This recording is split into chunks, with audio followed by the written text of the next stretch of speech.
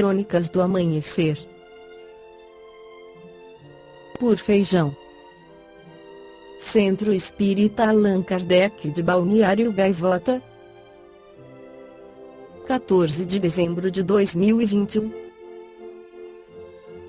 Cantor sertanejo é encontrado morto em seu aniversário, parte 2.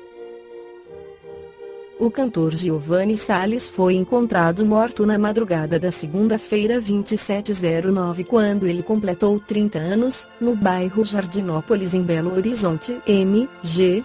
As informações são da Jovem Pan. De acordo com a reportagem, o corpo de Giovanni foi encontrado dentro de um carro, um Renault Sandero, no banco do motorista.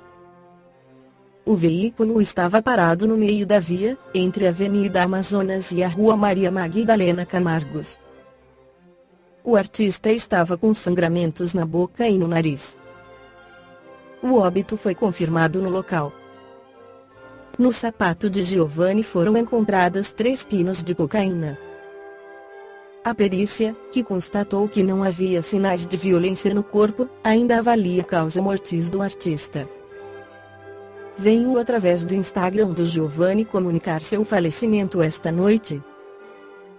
Estamos inconsoláveis com essa perda repentina, comunicou a família do cantor nas redes sociais. Giovanni deixa a esposa e um filho de 1 ano de idade.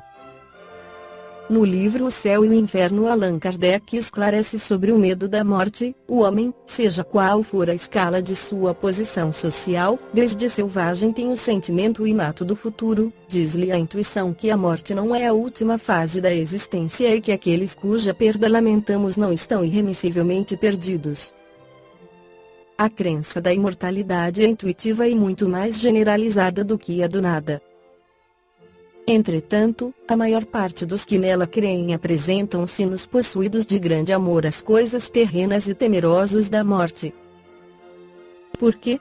Este temor é um efeito da sabedoria da providência e uma consequência do instinto de conservação comum a todos os viventes. Ele é necessário enquanto não se está suficientemente esclarecido sobre as condições da vida futura, como contrapeso à tendência que, sem esse freio, nos levaria a deixar prematuramente a vida e a negligenciar o trabalho terreno que deve servir ao nosso próprio adiantamento. Assim é que, nos povos primitivos, o futuro é uma vaga intuição, mais tarde tornada simples esperança e, finalmente, uma certeza apenas atenuada por secreto apego à vida corporal. À proporção que o homem compreende melhor a vida futura, o temor da morte diminui. Uma vez esclarecida a sua missão terrena, aguarda-lhe o fim calmo, resignado e serenamente.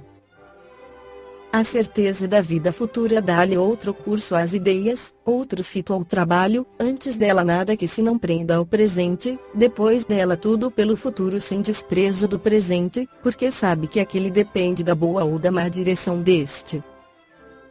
Segue Allan Kardec, a doutrina espírita transforma completamente a perspectiva do futuro.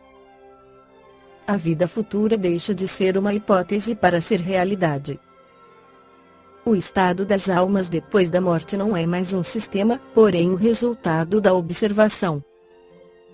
Ergueu-se o véu, o mundo espiritual aparece-nos na plenitude de sua realidade prática. Não foram os homens que o descobriram pelo esforço de uma concepção engenhosa, são os próprios habitantes desse mundo que nos vêm descrever a sua situação. Aí os vemos em todos os graus da escala espiritual, em todas as fases da felicidade e da desgraça, assistindo, enfim, a todas as peripécias da vida de além-túmulo.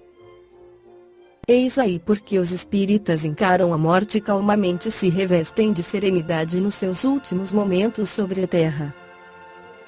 Já não é só a esperança, mas a certeza que os conforta, sabem que a vida futura é a continuação da vida terrena em melhores condições e aguardam-na com a mesma confiança com que aguardariam o despontar do sol após uma noite de tempestade. Os motivos dessa confiança decorrem, outro sim, dos fatos testemunhados e da concordância desses fatos com a lógica, com a justiça e bondade de Deus, correspondendo às íntimas aspirações da humanidade. Para os espíritas, a alma não é uma abstração, ela tem um corpo etéreo que a define ao pensamento, o que muito é para fixar as ideias sobre a sua individualidade, aptidões e percepções. A lembrança dos que nos são caros repousa sobre alguma coisa de real. Não se nos apresentam mais como chamas fugitivas que nada falam ao pensamento, porém sob uma forma concreta que antes nos mostra como seres viventes. Além disso, em vez de perdidos nas profundezas do espaço, estão ao redor de nós, o mundo corporal e o mundo espiritual identificam-se em perpétuas relações, assistindo-se mutuamente. Balneário Gaivota, 14 de dezembro de 2021. Por Feijão. Centro Espírita Allan Kardec de Balneário Gaivota. Que a paz esteja com todos.